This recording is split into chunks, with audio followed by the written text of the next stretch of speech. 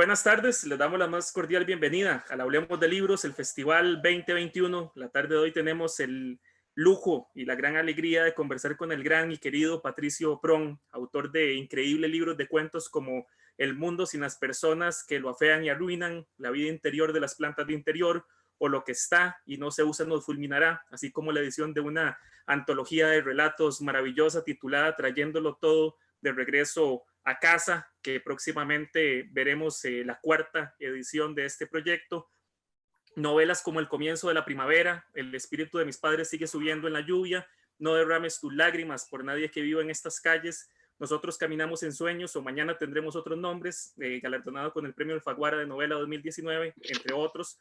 La obra del escritor argentino Patricio Prón se convirtió en un tsunami que aborda la memoria de sus personajes, los lugares que visitan y los países, a veces idílicos, otros agresivos de quienes viven en ellos, a veces con sarcasmo, otras con dosis letales de realidad y otras sumergidas en un surrealismo impactante. Patricio nos abre la maravillosa posibilidad que se teje en sus libros, vivir muchas vidas en varios libros.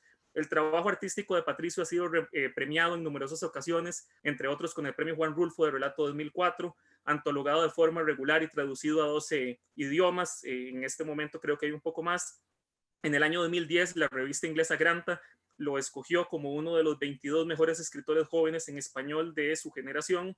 En el 2016 recibió el premio Cálamo Extraordinario por el conjunto de su obra, que en breve les enseñaré algunos libros, y en el 2019 el premio Alfaguara.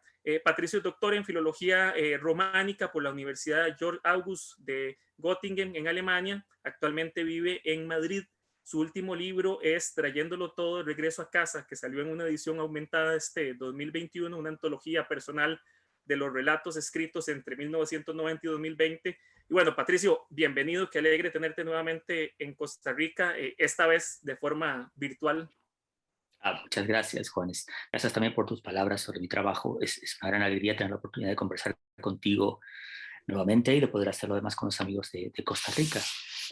Es una forma también de traer todo de regreso a casa.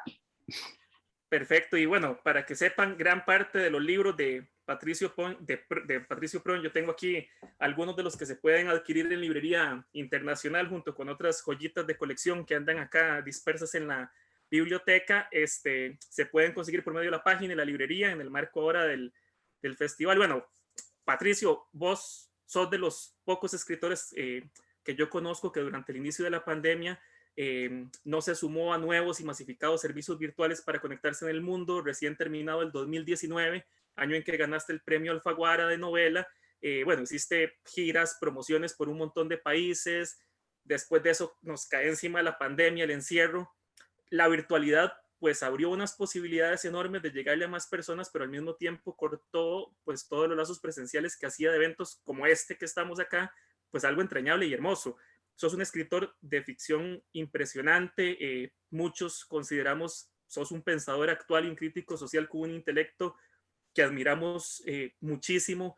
El tiempo que llevamos de pandemia pues ha dinamitado mucho de lo que se suponía era una pues normalidad que se podía mejorar o luchar por cambiar, y ahora se habla de una nueva normalidad que bueno, tampoco convence para nada, ¿verdad?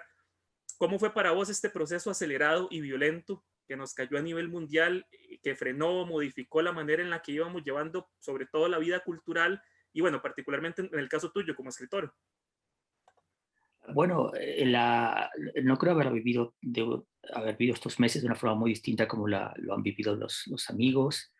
Afortunadamente ni mi esposa ni yo nos contagiamos y nos fuimos afectados por la enfermedad, pero sí hemos perdido amigos, sí hemos perdido algunos familiares y sobre todo nos hemos visto confrontados, como la mayor parte de nosotros, con una especie de duplicación en la realidad, un doblez que se producía en la realidad, la irrupción de algo que podríamos llamar una realidad fantasmática, que nos ha llevado a todos, creo, no solamente a quienes escribimos o a quienes pensamos en algunas cosas, a tener al menos 2020, el 2020 que habíamos planeado y el que finalmente tuvo lugar. A diferencia de algunos colegas y amigos, como dices bien, no quise sumarme jamás tuve ninguna intención de escribir un diario de pandemia, y no lo hice, no vas a encontrarlo en los papeles póstumos ni nada por el estilo. Y no tenía mucho interés o por sumarme a lo que en ese momento me parecía una auténtica proliferación de eventos digitales que constituían en algún sentido lo que en Argentina denominaríamos el peor es nada. Sencillamente era mejor que hubiese estas cosas a que no las hubiese en absoluto. Y, pero, pero por una parte, en mi opinión, consistían o podían consistir en la expresión de un deseo de fingir que nada había cambiado, que era por completo falso, puesto que decenas de cosas habían cambiado, incluyendo la vida de millones de personas. Y por otra parte podía llevar a hacernos olvidar la necesidad de un tipo de diálogos que yo llamaría diálogos reales, en espacios reales con personas reales. El tipo de diálogos que propicia la literatura suena a menudo, es a menudo mucho más indirecto, puesto que uno dialoga con un autor mientras lo lee, pero la posibilidad de finalmente acceder a él y de conversar con él es algo que debíamos, en mi opinión, proteger y defender, en lugar de convertirnos todos en empleados de las compañías de telecomunicaciones, que son las que brindan el servicio sin el que no es posible que nos conectemos. Algunas cosas que me parecían y me parecen muy importantes las hice virtualmente. Esta es una de las pocas que estoy haciendo virtualmente, pero no renuncio, y creo que no deberíamos renunciar a la posibilidad de, como me sucedió en 2019, visitar los sitios ir a los sitios donde van mis libros y encontrarme con aquellos que son mis lectores y mis amigos y mis cómplices. Ese tipo de encuentros son enormemente enriquecedores para mí, como espero que lo sean también para algunos lectores, y son parte de una dimensión social de la literatura a la que creo que no deberíamos prescindir, no deberíamos renunciar. Al menos es algo a lo que a mí no me han pedido que renuncie y no pienso hacerlo. Con el aumento de la vacunación en España, han regresado algunos eventos presenciales y ha participado en algunos, y lo sorprendente para mí, por último, es que hay un enorme deseo de recuperar estos espacios. En algún punto es como si mi preocupación inicial se hubiese demostrado ser errónea o exagerada, y que las personas han percibido finalmente que no, si bien este tipo de diálogos virtuales presenta algunas posibilidades, también presenta otras limitaciones, y que sigue siendo fabuloso eh, estar en los sitios donde están personas que, como nosotros, son lectores o escriben libros o participan de una charla de libros, que no debe limitarse al ámbito virtual, porque sus efectos se producen en la vida real. Yo conocí a mi esposa en una presentación de libros. No hubiese podido hacerlo si la presentación hubiese sido en Zoom, como en este caso. Así que no solamente por esas cosas, sigo pensando que es necesario seguir haciendo cosas físicas. Y también creo que es necesario, o era necesario en ese momento, no contribuir a un ruido que me daba la impresión de que se estaba produciendo.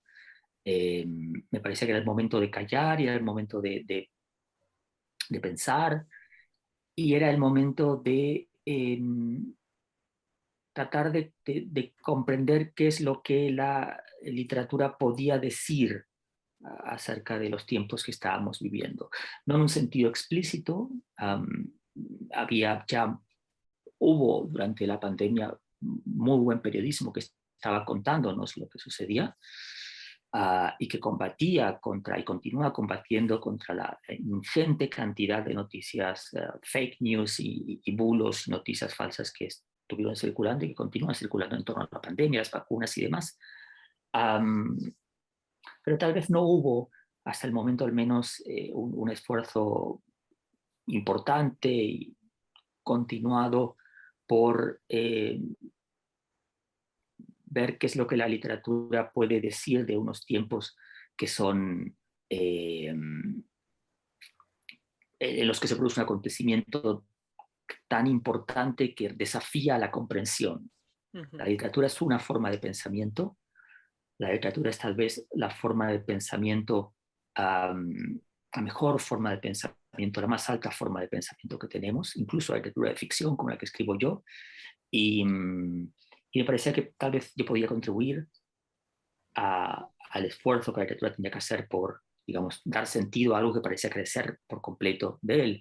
Y en ese sentido continué escribiendo, y los próximos, tanto el último libro del que acabas de hablar como los próximos proyectos serán el resultado o tendrán su origen en esta situación que vivimos. Y que afortunadamente fue breve. Tal vez una de las reflexiones más acuciantes surgidas durante la pandemia provino de aquellas personas que decían, hemos tenido, si acaso, 1 año y medio, tal vez 2 años de incertidumbre. ¿Qué tipo de experiencia y qué pozo dejó en las personas, o dejaron en las personas cosas como la Segunda Guerra Mundial, que duraron 5 años y que supusieron el fin de modos de vida y de países que fueron borrados de la historia de un plumazo y de una manera muy trágica? Hemos tenido fortuna de que solamente fuesen 2 años, y también hemos tenido la fortuna de que, digamos, esta pandemia nos diese la oportunidad de pensar en lo que estamos haciendo y lo que deseamos hacer, y una nueva normalidad que en lo posible no nos destruya como nos destruyó la anterior. Sobre todo, mira, ahora que decías todo eso, recordé un video que vi ayer de Lata Peinada, una presentación de un libro.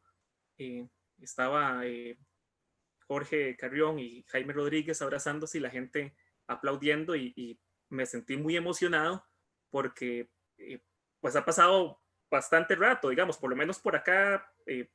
Eso es una posibilidad nula, por este año es nulo, ¿verdad? Y bueno, me interesaba un poco iniciar con ese tema porque la literatura y las posibilidades que brinda, el tema de las historias, personajes, en muchas ocasiones generan una empatía, ¿verdad? Para todos los que recorren las páginas de los libros. Y bueno, también por un lado el encierro llega y la literatura en cierta medida pues cumple un papel de sosiego por un lado. Por el otro, los libros volvieron a ocupar un lugar que, pues, dependiendo de los países y guardando las distancias, a veces yo había sentido que habían perdido su lugar. Bueno, incluso la misma virtualidad con todo y todo brindó espacios de diálogos de diferentes lugares, países, creo que como nunca se había visto, ¿verdad? Piglia, en la voz de Renzi, dice, narrar es tomar decisiones, y a mí me gusta mucho pensar que leer nos puede ayudar a tomar mejores decisiones, siendo optimistas. Ahora que hablabas bueno, redes sociales que brindan una libertad como nunca se vio, pero abrió las puertas para que debatamos hoy qué es la información, quién la maneja, cómo se determina la verdad, la falsedad. Y bueno, en parte de tu literatura has abordado con una maestría impresionante justo los conflictos que van generando las formas virtuales, ¿verdad? Sobre socializar, relacionarse, comunicarse. Y un poco tal vez es, ¿verdad? O sea, a partir de ahora, la forma en la que se escribe y la que se lee, ¿cómo lo cruza eso? Digamos, vos cómo lo has logrado ver o entender en tu misma experiencia. Bueno, me da la impresión de que es necesario hacer una serie de distinciones en la discusión acerca de estos asuntos.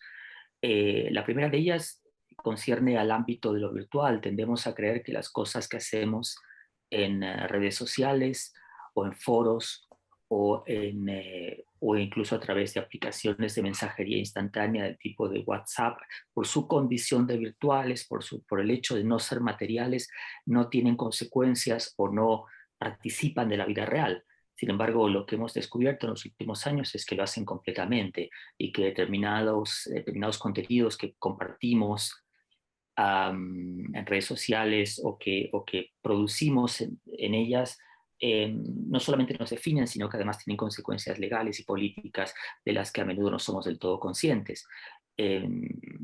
Mi propia experiencia con las redes sociales es excepcionalmente buena y positiva, con algunas excepciones que creo que no vale la pena mencionar, pero en líneas generales mi percepción es que hay a personas que deliberadamente hacen daño a otras en ellas, eh, posiblemente a consecuencia del hecho de que ellas también han sido dañadas. Pero ¿qué es exactamente el daño que han sufrido y cuál es el tamaño de ese daño? Es algo que está más allá de es a motivo de una reflexión y de una investigación que por su naturaleza está fuera y no puede ser hecha en las redes sociales. Al mismo tiempo, y como decías muy bien, estas ofrecen una serie de posibilidades insospechadas, e incluyo aquí a las redes sociales de búsqueda de pareja o de organización de encuentros sexuales, que son uno de los temas de Mañana tendremos otros nombres, mi última novela. La experiencia está fragmentada. Muchas de las cosas que hacemos son producidas y circulan en un ámbito de lo real que algunos consideran no del todo real y que sin embargo ya nos acompaña desde hace años. Y a su vez, esta fragmentación se pone de manifiesto en la posibilidad de vivir en una sociedad como la occidental y tener una visión del mundo por completo distinta a la que tiene quien vive dos puertas más allá de donde te encuentras. Lo que la pandemia ha puesto de manifiesto es que muchas personas que viven junto a nosotros tienen ideas que se encuentran ya no en las antípodas de lo que nosotros creemos, esto sería si acaso motivo de un debate muy fructífero, sino más bien en las antípodas de lo que denominamos los derechos humanos. En las antípodas de lo que consideramos lo que algunos pensábamos que eran ya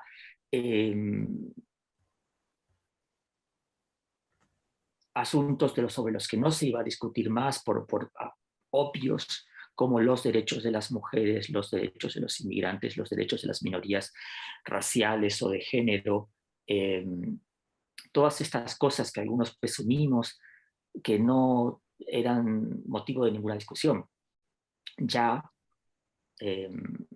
parecen no formar parte del mundo de estas personas, lo cual demuestra que ellas se encuentran en una burbuja al tiempo que nosotros también estamos en una burbuja.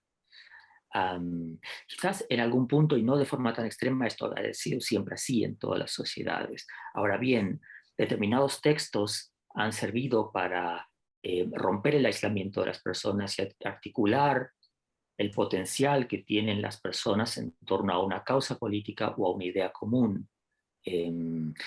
Cuando se habla de los vínculos entre literatura y política, resulta difícil no mencionar el hecho de que la mayor parte de las ideologías de los siglos XIX y XX han tenido su promoción y han surgido a través de libros. La literatura contaba al menos con un poder de persuasión que tal vez no haya perdido del todo, pero que deba reconquistar en un contexto en el que, digamos, las personas no están recurriendo necesariamente a los libros en busca de nuevas ideas acerca del modo en que vivimos y la forma en que desearíamos y tal vez deberíamos vivir. Esto puede parecer que tiene muy poca conexión con el mundo de la literatura de ficción. Ahora bien, creo que aquí también tenemos que hacer una distinción y hablar de al menos dos tipos de literatura. Un tipo de literatura de ficción, unas novelas y unos cuentos, e incluso cierto tipo de ensayismo que viene a ratificar los prejuicios que una persona tiene en torno a un asunto y que por su carácter afirmativo o positivo son son potenciadas y preferidas por la industria editorial, y unos libros que, por decirlo rápidamente, van a la contra, cuya finalidad es poner en cuestión algunas cosas en las que no solemos pensar a menudo y en algún sentido ponernos en los zapatos de otra persona.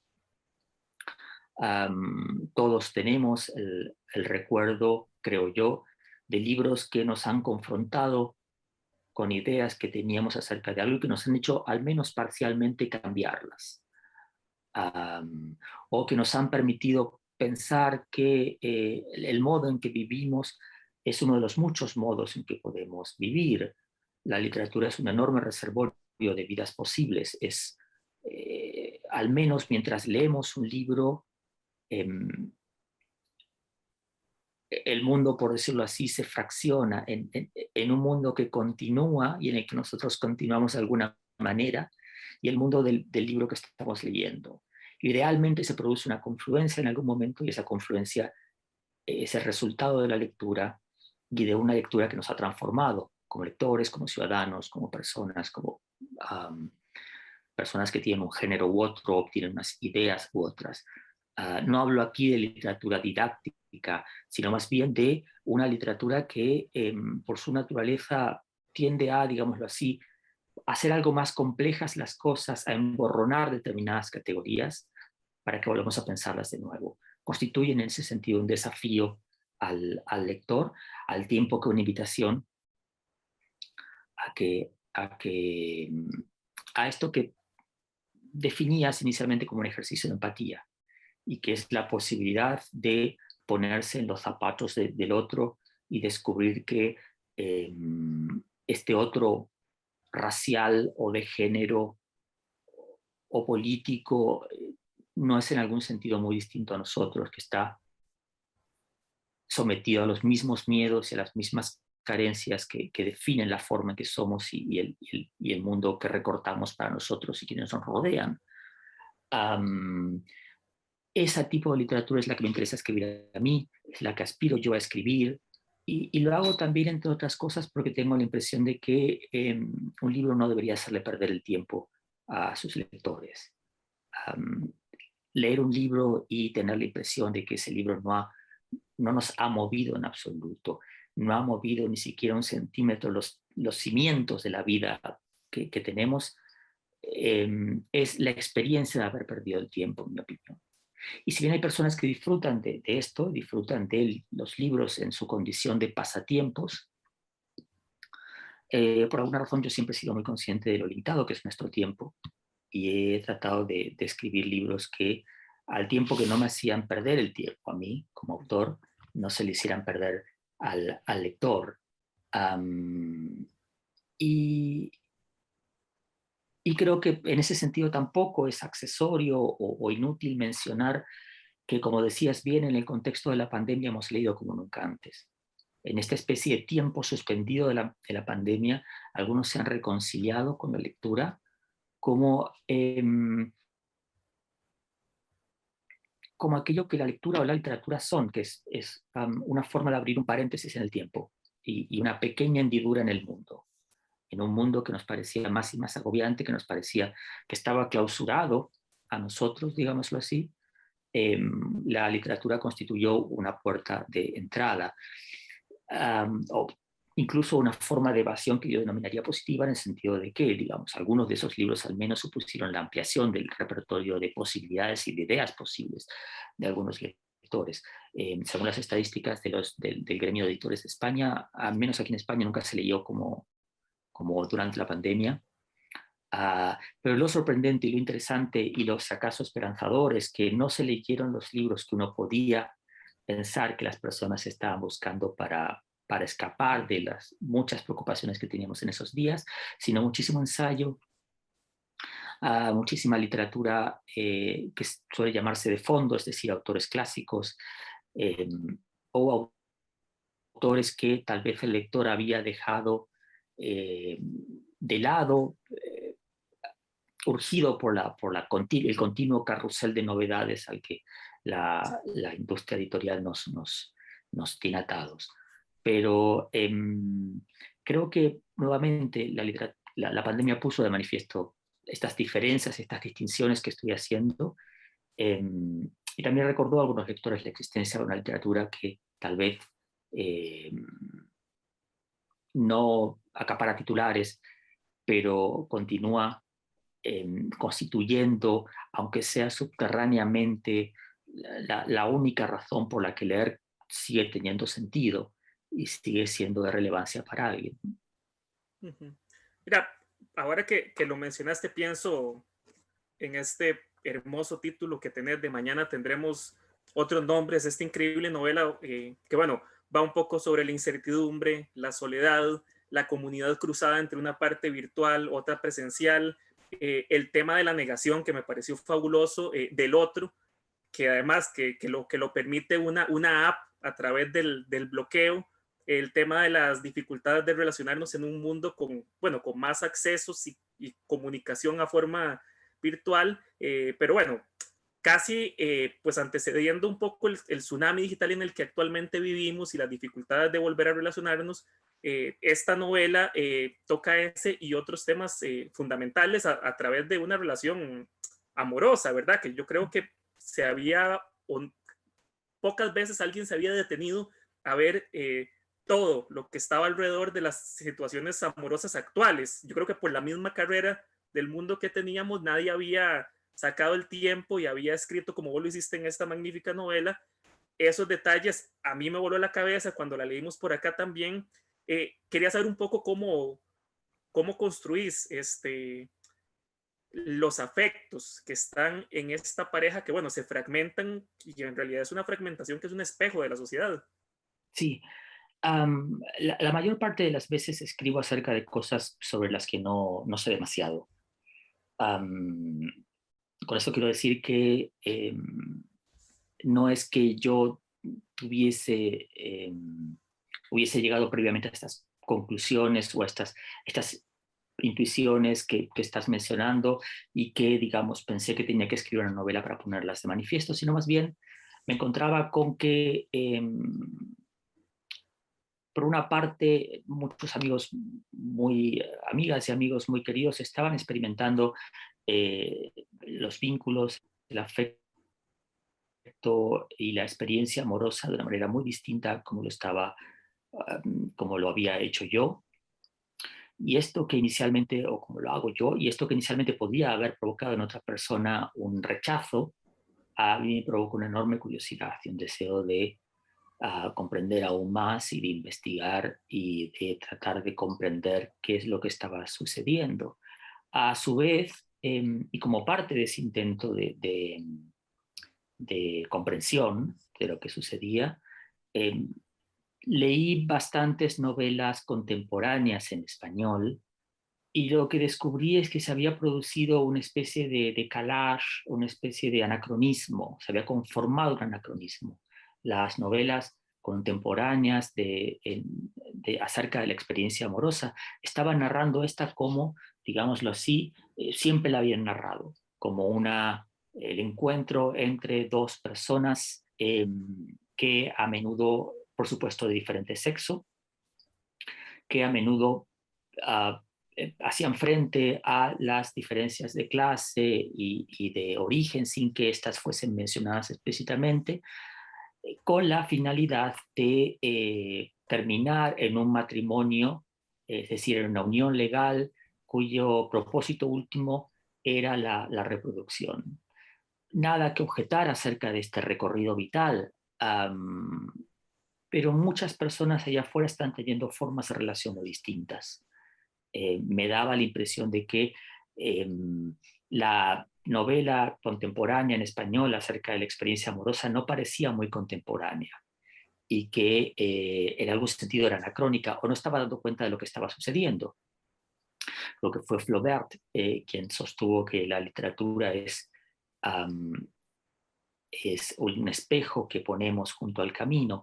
Hay algo que la literatura, incluso la literatura más fantástica, viene a contar acerca del mundo en el que vivimos, Y eso no estaba siendo contado por la novela contemporánea en español, así que pensé que tal vez yo podía escribir una que fuese distinta a esas novelas que había estado leyendo y que incluyese o pusiese de manifiesto el hecho de que la experiencia amorosa estaba siendo sometida a una serie de cambios que algunos juzgan positivos, otros negativos. Por mi parte, digamos, me abstengo de tomar de hacer una afirmación en un sentido u otro, puesto que esta no es una novela moralista y yo mismo no soy especialmente moralista.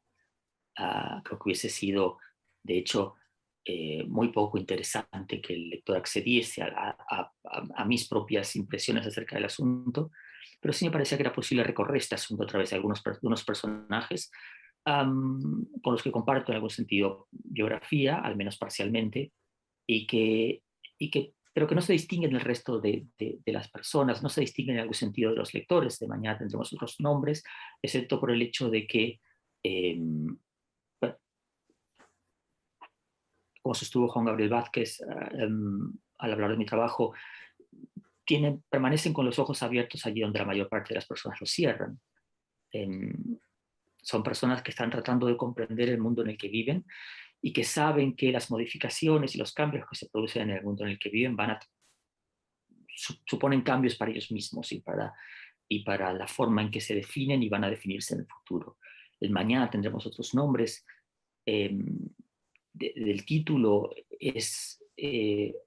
no solamente encuentra su explicación a lo largo de la historia, a lo largo de la historia que es narrada en el libro, sino que también propone deshacernos de una serie o poner, digámoslo así, en observación las ideas que existen acerca de quiénes somos nosotros, cuál es nuestro género, cuál es nuestro origen, cuál es nuestra clase social, todas cosas que nos fueron en algún sentido dictadas por otros, para, digamos, pensar la identidad como un punto de llegada hipotético.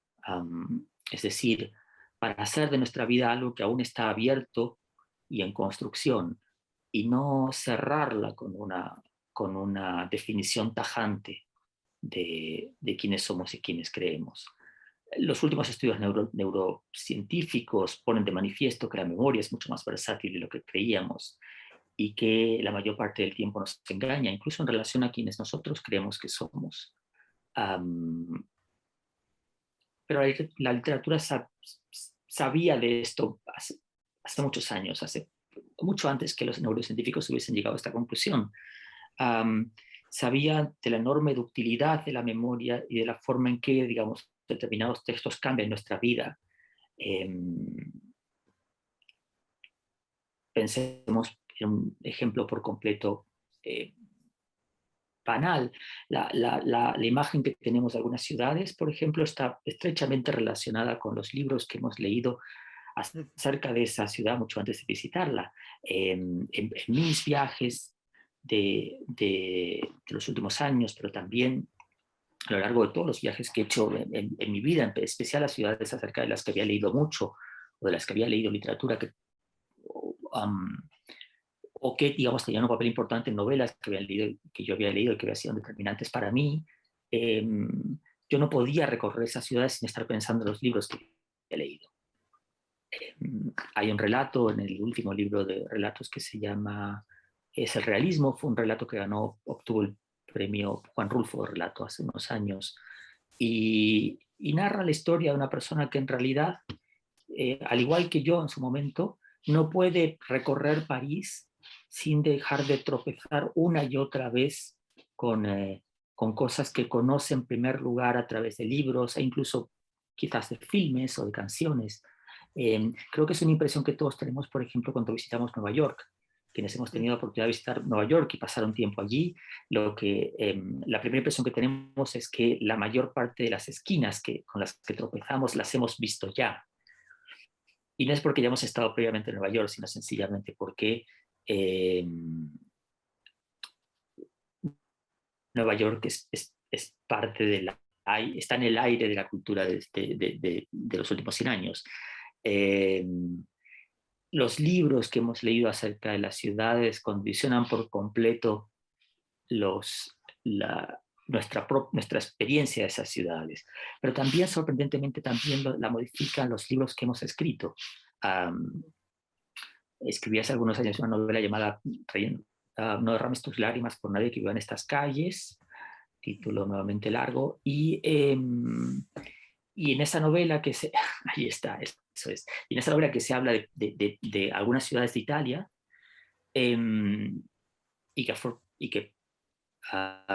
publicada en italiano y que me llevó a regresar a estas ciudades, me puso en la situación maravillosa y al mismo tiempo desconcertante de que ya no podía ver estas ciudades con los mismos ojos, porque eh, recordaba que en este barrio sucedía algo de mi novela, o en este otro restaurante había pasado algo. Me encontré en la situación de estar comiendo en un restaurante donde había comido años atrás y en el que comían mis personajes un banquete pantagruélico en la novela, y pensar qué es real y qué no es real en esta experiencia, cómo de separar la ficción de la realidad en este caso. En ese punto yo no podía hacerla, excepto que pensase en todo lo que me había sucedido desde que conocí ese restaurante por primera vez, excepto que pensase en eso, como digo, como una especie de enorme ficción. Pero sé que en parte es real porque es mi vida, y creo que los buenos libros nos transforman de esas maneras de las que estoy hablando. Bueno, yo quería aprovechar porque buena parte de tu trabajo justo dialoga sobre la construcción de la memoria, ¿verdad? Lo que vos decías, cómo opera, se transforma a veces en una verdad, una falsedad, una justicia tardía, una venganza o arrepentimiento, o bueno, cómo la memoria permite darle voz a aquellos hechos que han quedado impunes o han sido presenciados en silencio, ¿verdad? Como ocurre mucho ahora, que nadie quiere pues abrirle un poco las puertas al pasado para dialogar, pero se vive en una constante construcción de un futuro pues, que no se sabe nada, ¿verdad? Bueno, pienso en el trabajo que haces en El espíritu de mis padres sigue subiendo en la lluvia, o bueno, este otro guiño genial que me encanta a Fogwill en Nosotros caminamos en sueños, donde tenés las Malvinas en plena guerra con los británicos, ¿verdad? Entonces, aprovechando que hiciste unos comentarios sobre eso, ¿qué ha sido para vos la memoria, digamos, como un motor de escritura en estas obras y en otros libros tuyos? Bueno, déjame, Juan, que te diga una cosa que tal vez no te agrade demasiado, pero la memoria no me importa en absoluto. Um, no soy de ninguna manera una persona nostálgica. Mi propia memoria es muy mala. Determinados acontecimientos y problemas médicos de diferente índole han hecho que tenga graves lagunas de memoria. Mi vida cotidiana está atravesada por determinadas prácticas, como llevar un diario de lecturas, un diario de conversaciones como esta, un diario de filmes que he visto, no porque alguna vez piense que esto puede tener importancia para nadie, sino sencillamente porque si no tomo nota de esto que he hecho y visto y conversado, lo voy a olvidar muy rápidamente. Soy en ese sentido una persona que carece de memoria. La mayor parte del tiempo me veo atrapado en conversaciones en las que soy incapaz de recordar el chiste que iba a contar, o soy incapaz de recordar cómo ese chiste terminaba. Estoy absolutamente baldado, estropeado, por decirlo de alguna manera. Y sin embargo, como dices muy bien, he escrito muchos libros en los que la memoria y el pasado juegan un papel determinante. Y lo he hecho por dos razones, diría yo. En primer lugar, porque cuando has tenido la vida que yo he tenido y vienes de un país que, como en el caso de Argentina, a diferencia de algunos países centroamericanos, tiene acontecimientos trágicos en un pasado no tan reciente, es decir, un pasado que corre el riesgo de ser olvidado, o obliterado o cerrado en falso, como se quiso hacer durante décadas. Hablar del pasado es hablar de la posibilidad o de la necesidad de reparar y de ofrecer una reparación a quienes han sido víctimas de la historia y que por su condición no pueden dar cuenta de lo que han vivido. Tal vez yo tampoco pueda hacerlo puesto que la historia me ha rozado en algún sentido, pero me ha dejado con vida. Pero no hay nadie más que yo en algún sentido para contar las historias que yo deseo contar o que creo que es necesario contar en relación con el pasado trágico de Argentina y de otros países. Y la segunda razón por la que he escrito estos libros es porque estoy absolutamente convencido de que el pasado no ha terminado, de que este nos subyace y subsiste en el presente y lo ha conformado en absoluto. De manera que si queremos comprender el mundo en el que nos encontramos y comprender el origen de las injusticias y de las violencias que se producen en ese mundo, es necesario volver la vista atrás y pensar en cuál ha sido su origen. A veces esta indagación en el pasado pone de manifiesto que lo que considerábamos que eran fenómenos nuevos tienen una larguísima historia, o que determinadas causas que nos pueden parecer novedosas en realidad tienen su origen en un agravio continuado de décadas o de siglos. Sería imposible comprender determinados fenómenos como el de la enorme desigualdad que existe en América Latina, la destrucción de una naturaleza con la que, a diferencia de los europeos, los latinoamericanos tenemos una relación, si acaso, más directa, o, por ejemplo, el origen de la pandemia que ha mantenido nuestra vida en suspenso durante 2 años, sin contemplar la forma en que en realidad hemos actuado en relación, hemos actuado los unos con los otros y la totalidad de nosotros con la naturaleza en las últimas décadas, incluso siglos.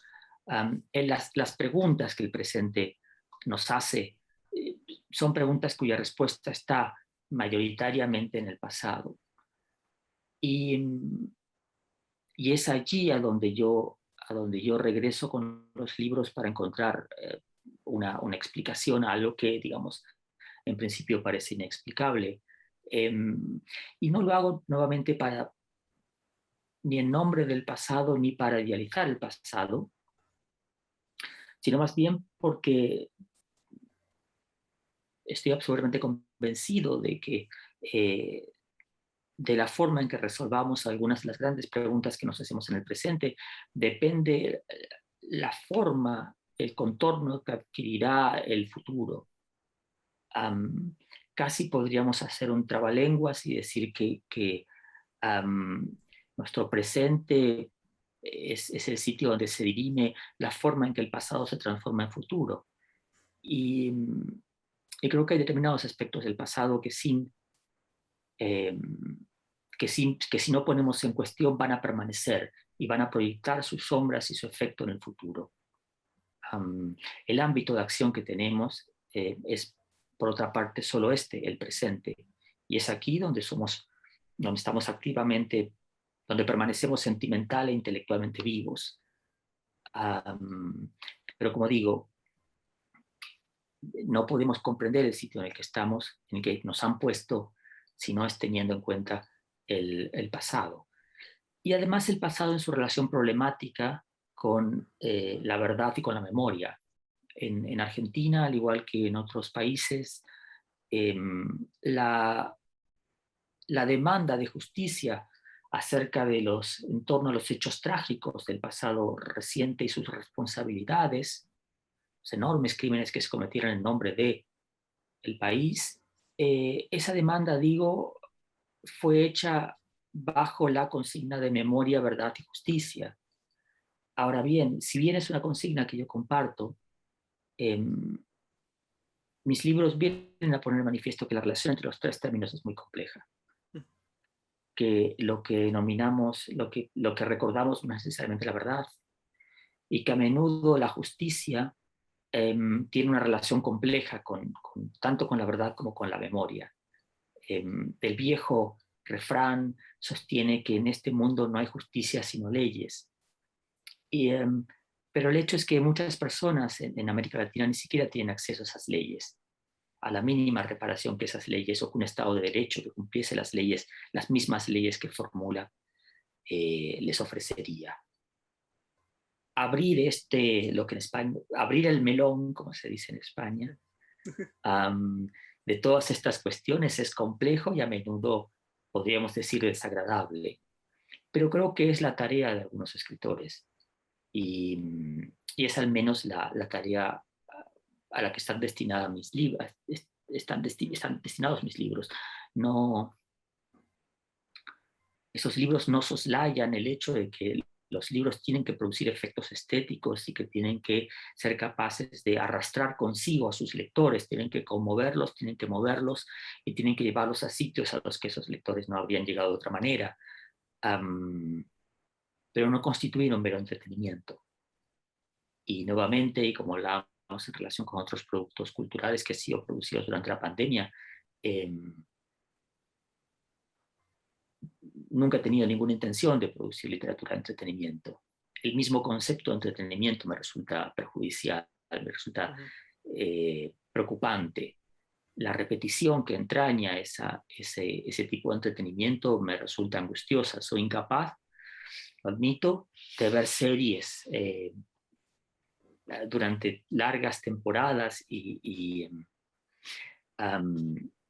si bien comprendo que hay gente que disfruta de esto, mi esposa, por ejemplo, es una gran fan de las series, la repetición de un esquema narrativo específico que es inherente a la idea de serie y a las series como artefacto, me resulta desesperante, me hace sentir que estoy viviendo una y otra vez lo mismo, que estoy de alguna manera atrapado en el tiempo, como en aquella famosa película. El día de la marmota. Bueno, no sé Exacto. si era esa. Sí, absolutamente sí. Que es en algún punto angustiosa o que podría, digamos, de no ser una magnífica comedia, resultar una película realmente angustiosa. Nadie quiere vivir una y otra vez el mismo día de su vida, incluso aunque haya sido un buen día. Y creo que no deberíamos en ese sentido tampoco desear leer una y otra vez el mismo libro. Mi compromiso es no escribir una y otra vez el mismo libro. Incluso aunque los temas y las preocupaciones se repitan de libro en libro, su naturaleza y la naturaleza de la aproximación narrativa a esos temas los hace que no haya repetición realmente, al menos en términos ideales, sino que, digamos, si continúas leyendo mi trabajo en el tiempo, verás que a menudo los libros suponen una refutación de los libros anteriores o una ampliación de determinadas ideas que aparecen en ellos. Se trata de ampliar el repertorio de posibilidades y de hacerlo contando con la complicidad de los lectores, que afortunadamente está allí desde hace algunos años. Claro. Mira, ya casi tenemos que ir terminando, el tiempo se nos pasa muy rápido. Ahora que hablabas del tema de la memoria y un poco la literatura, indudablemente no dejé de pensar en un diálogo que yo leí, digamos, en No derrames tus lágrimas por nadie que vive en estas calles, y el libro tachado, porque bueno, poner sobre la mesa un debate que creo hoy más que nunca súper vigente, que bueno, es todo el tema de la política en el arte en la política, ¿verdad? Nada más quería hacer este comentario como para ir cerrando. Y bueno, hay una parte en el mundo sin las personas que lo afean y arruinan, como los otros libros que tengo acá espectaculares, que dice, una de las cosas que más le gustaba era contar su vida como si fuera la de otra, ¿verdad? Un poco como con esta idea que cerraste para retomarla, para ir dándole cierre a la conversación. Y bueno, para mí, digamos, es imposible no detenerme o no hacer en una sola carpeta ese voyerismo que a mí personalmente me encanta, que son textos sobre escritores escritos por un escritor, ¿verdad? En el caso de vos tenés varios ahí. ¿Cómo ha sido para vos echar un ojo atrás, a pesar de que empezaste a principios de los 90 a escribir, pero echar un ojo atrás, digamos, de la persona que publica Formas de Morir en el 98 al autor que revisó esta última edición en Alfaguara, de Trayéndolo Todo de Regreso a Casa, donde leemos 30 años en una cuarta edición de una parte de tu escritura? Bueno, fue absolutamente desconcertante, como creo que le sucede a cualquier persona que echa la vista atrás y se contempla o se descubre habiendo hecho cosas que ni siquiera recordaba. Eh, Mencionabas este fragmento de un relato en el mundo sin las personas, que creo que en algún punto define bien lo que fue la experiencia de reunir los relatos de Trayéndolo Todo Regreso a Casa. La impresión fue que habían sido escritos por otros, al menos muchos de ellos, y que, como sucede cuando intentamos corregir los textos de otro, en particular si no lo conocemos bien, yo no sabía cómo mejorarlos o corregirlos, porque en realidad respondían a intereses y a preocupaciones que se correspondían con las de otra persona. En el prólogo del libro hablo yo de que estos 30 años de escribir, que es una cifra desmesurada, casi digna de lástima, puesto que en realidad, si uno lo piensa bien, los últimos 30 años de mi vida no he estado haciendo mucho más que levantarme por las mañanas, prepararme una taza de té o de café y sentarme a algo tan difícil de comprender para algunas personas como imaginar las vidas de otras personas. Pero digo, reunir los relatos estos últimos 30 años fue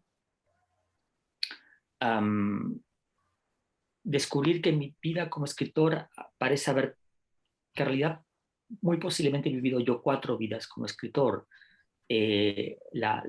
Una vida de escritor inédito, que es una vida muy singular, con preocupaciones y ansiedades muy específicas, sobre la que creo que deberíamos pensar más a menudo, en particular aquellos escritores que la hemos dejado atrás y hemos comenzado a publicar libros. Luego una segunda vida que se corresponde con mi vida pública como escritor en Argentina, publicando en pequeñas editoriales y trabajando en la prensa y siendo lo que por entonces era un escritor subjoven. Recuerdo que en aquellos momentos en Argentina, esto ha cambiado afortunadamente en todo el ámbito latinoamericano, pero en esa época un escritor joven era alguien que tenía 40 años de edad. Yo tenía por entonces 23 o 24 años y me quedaban un largo camino. Tenía que pasar mucho tiempo antes de que yo llegase a ser joven. Y no tenía muchos deseos de pasarlo en Argentina.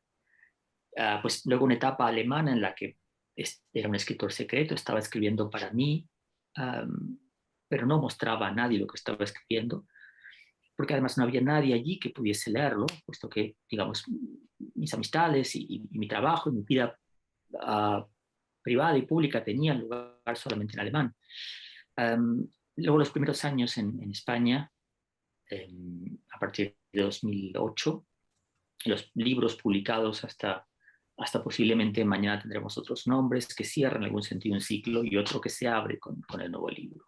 Ya no sé si son 4 o 5 las vidas que he mencionado. Y es posible que los lectores decidan hacer otros cortes, digámoslo así, pero el hecho es que, digamos, cada una de estas instancias parecía responder a lógicas y a dinámicas muy distintas.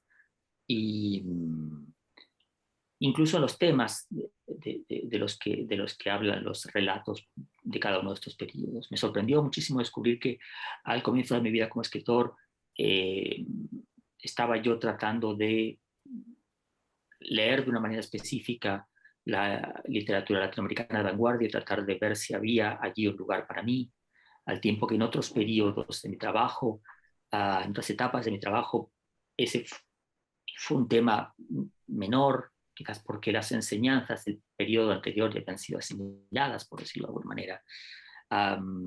Fue extraño, como digo, fue enriquecedor para mi propia visión de mi trabajo. Fue divertido, como espero que lo sea también para el lector, y fue una manera de continuar con este proyecto del que en algún momento hemos estado hablando y que ya alcanza su, creo que, cuarta edición. La idea de lo que Rodrigo Fresán llama una antología en progress. El título siempre es Trayéndolo todo de regreso a casa, porque, digámoslo así, la idea que preside el volumen y en general mi trabajo es que la verdadera casa de la literatura es la de los lectores. Y en particular la de los lectores latinoamericanos, puesto que yo soy latinoamericano, aunque viva desde hace muchos años en Europa. Y que el título sea siempre el mismo, como digo, pero que el contenido sea completamente distinto. Ya hay ediciones de este libro en Bolivia, en Venezuela, en, en Costa Rica, gracias a los amigos de los 3 editores. Y todas las veces quienes lo deseen y se aproximen a estos libros descubrirán o comprobarán que son libros distintos, que ofrecen recortes distintos a mi trabajo como escritor. Creo que hay una edición más, que ahora mismo no recuerdo, nuevamente mis problemas de memoria, pero en cualquier caso, pues todo el tiempo este libro está cambiando conmigo y cambiando con el lector. La experiencia fue, por último, la de que, digámoslo así, yo no había terminado como escritor de cuentos, que era una posibilidad. Sencillamente alguna vez puedes cansarte de escribir cuentos. Yo no me he cansado de leerlos, pero podía suceder que no quisiera más escribir cuentos o no pudiese más escribir cuentos. Sin embargo, cuando comencé a reunir los relatos de Trayéndolo todo de regreso a casa, de esta nueva edición de Trayéndolo todo de regreso a casa, lo que sucedió fue que no podía dejar de escribir relatos. Y que esto además sucedía durante la pandemia, cuando muchos amigos y amigas muy queridos se encontraban con dificultades incluso para concentrarse en la lectura, ni hablar de para escribir. Yo me vi asaltado por esta especie de enorme deseo de escribir relatos, que en algún sentido también me trajo de regreso a casa a mí, porque yo comencé como escritor de relatos. Creo que los cuentos son una forma bastante natural de aproximarse al hecho de escribir. Son la puerta de entrada para muchos escritores, ya que sus dimensiones reducidas nos permiten saber con relativa facilidad si lo que nos proponíamos funciona o no, si somos capaces de hacerlo o no, si las personas que nos rodean comprenden lo que estamos haciendo o no. En América Latina, como sabemos, tienen una importancia enorme que tal vez no tengan en el ámbito español, por diferentes razones, pero para mí siguen siendo, digamos, mi casa. Y de manera que, digámoslo así, esta última edición de Trayéndolo todo de regreso a casa incluye 10 relatos completamente nuevos y escritos en los últimos años. Algunos como El accidente o... dame un segundo, déjame que eche un ojo a algunos de ellos. Estos títulos imposibles míos hacen que incluso para mí sea difícil recordar de qué se trata, pero algunos títulos como Una forma de retorno o El peso de la noche o Un reino siempre demasiado breve o El accidente son relatos completamente, relatos, digamos, en los que, sin hablar en ningún momento de la pandemia, porque la pandemia no aparece, la palabra pandemia no aparece en ningún momento en el libro, los personajes de esos relatos están tratando de entender cómo seguir adelante tras un acontecimiento devastador, digámoslo así. En algún punto, uno de los relatos de esta nueva edición del libro parece haber tocado una fibra particular, se llama El accidente, y narra simplemente la historia de una vaca argentina, de las muchas vacas argentinas que hay, como sabes, que cruza el alambrado, la cerca que la separaba de la carretera y descubre en mitad de la carretera que está a punto de ser arrollada por dos automóviles que vienen en direcciones contrarias.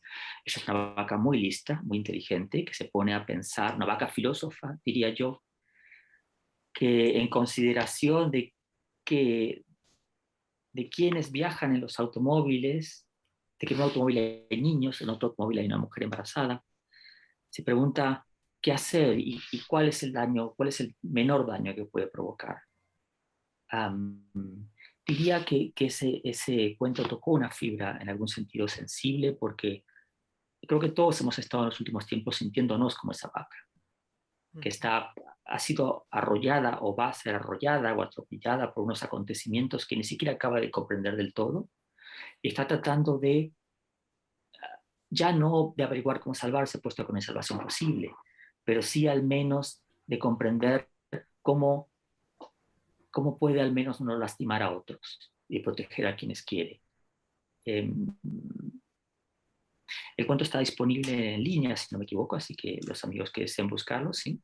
Ah, qué Si ponen maravilla. el accidente Patricio Pron, lo encontrarán con facilidad. Es mi regalo para ti, Juan, y para los amigos de Costa Rica que han venido a conversar con nosotros. Patricio, te lo agradezco un montón. Esperamos con ansia la nueva edición de Trayéndolo Todo de regreso a casa, mientras quienes nos acompañaron pueden adquirir la edición costarricense, que bueno, se suma a la colección de las otras ediciones. Libros como Mañana tendremos otros nombres, El espíritu de mis padres sigue en la lluvia, No derrames tus lágrimas, o libros de relatos como El mundo sin las personas, La vida interior, y otros que se pueden conseguir de Patricio Pron. Invitados e invitadas a que asistan a este maravilloso mundo que yo no me he cansado de leerlo. Hay gente que no le gusta regresar a los mismos libros. Yo indudablemente regreso, sobre todo a tus cuentos, los leo de una forma, de otra, se los comento a las personas y bueno, te agradezco muchísimo el tiempo. Digo, muy feliz sobre todo de verte, de que cruzáramos unas palabras y de, bueno, de ser un huésped en tu casa a través de la virtualidad, a través de los libros, regresar a las casas de la gente que uno quiere y admira es bien bonito, así que te lo agradezco mucho, Patricio. De verdad, ojalá hayan próximas presenciales, por supuesto. Absolutamente, a la espera de la oportunidad de volver a encontrarnos a, presencialmente y de visitar San José y los muchos otros sitios de Costa Rica que me encantaría visitar en un momento u otro. Eh, nos decimos adiós de momento tan solo. Esto es únicamente un hasta luego.